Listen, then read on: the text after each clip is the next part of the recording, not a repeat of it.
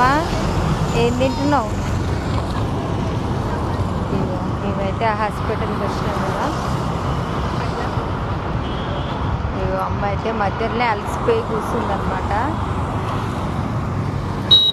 ఎవరిచ్చిరమ్మా? Hi అండి అందరికీ.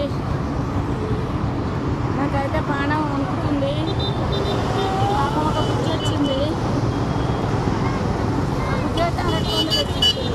పొద్దు నుంచి అయితే ఏం తినలేదు ఇంతవరకు దాకా. నేనైతే రాత్రి కూడా అన్నం తినలేదు.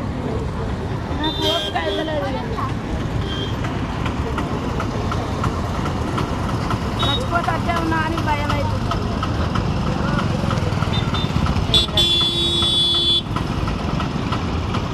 ఇక్కడ హాస్పిటల్ దగ్గర అయితే చాలామంది కలిసిరు.